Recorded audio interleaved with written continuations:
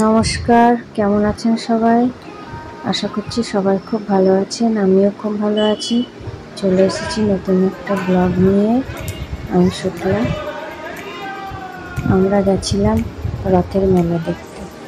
রথের মেলায় হবিবপুর থেকে রানাঘাট ফোর্ট মোড়ে জগন্নাথ আসে মাসির বাড়ি, সেখানে মেলা দেখতে গেছিলাম। আমি, দিদির ছোট ছেলে, আমার জামাইবু, আমি, আমার হাজব্যান্ড, আমার দুই ছেলেকে নিয়ে গেছিলাম। যাওয়ার সময় গেলাম, গিয়ে ঠাকুর দেখলাম। এই যে জগন্নাথ, আপনারাও দর্শন করুন। জগন্নাথ দর্শন নিয়ে একটা গল্প হলো। আমি আমার বড় ছেলের বয়স যখন 1 বছর 2 মাস, মানে তখন 2014 সাল মার্চ মাসে, সেই 14 সালের মার্চ মাস থেকে প্রতি বছর আমি পুরী যাই জগন্নাথ দর্শন করতে, প্রতি বছর। আবার কোনো কোনো বছর আমি দুবারও গেছি, মানে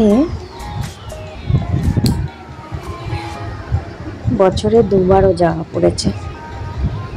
যখন মনে হয় মন টানছে জগন্নাথ দর্শন করে আসি, তখন চলে যাই জগন্নাথ দর্শন করতে। জগন্নাথ দর্শন করে আসলে মনে শান্তি এসে যায়। বাড়ির কাছে এখানে জগন্নাথ দর্শন করতে যাব না, সেটা তো হয় না। তাই প্রথমে জগন্নাথ দর্শন করলাম। করে এই যে দিদি কি সুন্দর প্যান্ডেলও করেছে। আজকের জগন্নাথের ময়ূরের সাজ ছিল, কি সুন্দর লাগছে দেখুন, অপূর্ব দেখতে, অপূর্ব। একটু সেলফি তুলে নিলাম। তারপরে সব হরিনাম করছিল ওখানে, সব হরিনাম দেখলাম। দেখে নিয়ে এই যে একটু আমার বাড়িতে গোপাল আছে, দিদির বাড়িতে গোপাল আছে, তো এই গোপালের ঠাকুরের সব আরও সব অনেক ঠাকুরের সব আসন বিক্রি হচ্ছিল। তো দুটো আমার জন্য একটা, 3টে ও কিনলো। এটা ও বললো এই আসনটা আমি তোর গোপালকে দিলাম। আমার ঠিক আছে, তো কিনে দিল মাসিমণি। এই যে আমারটা 60 টাকা, দিদিরগুলো 50 টাকা করে দাম বলছিল। নিয়ে তারপর ওদেরকে মোমো খাওয়ানো হলো। এই যে 2 ভাই মোমো খাচ্ছে। আর মোমো খাওয়ানোর পর আমার ছোট ছেলে বলছে যে মা, আমি নাগরদোল্লা চড়বো। সেই ছোটো বাচ্চা, 2 বছরের ছেলে নাগরদোল্লায় চড়বে। আমি বলছি না, নাগরদোল্লায় চড়া হবে না, তোকে ছোট্ট গাড়িটাই চাপবে। ওই যে আমাকে দেখাচ্ছে, এমন না, নাগরদোল্লা না, ওই যে ছোট্ট যে গাড়ি চলছে সেই গাড়িতে চড়াবো। তাই এই যে গাড়িতে চড়াবো দেখাচ্ছে আমাকে। এই যে গাড়িতে চড়িয়েও দিলাম, এই যে গাড়িতে চড়ালাম, ব্যাস এই ঘুরেই যাচ্ছে, নামার আর নাম নেই। কোনো মতে ওকে গাড়ি থেকে নামাতেই পারবে না কেউ। সবাই বলছে আয় না, নামবো, বসে আছে তো বসেই আছে। তারপরে আবার ওকে বললাম চল ওই সামনে নাগরদোল্লায় চাপাবো।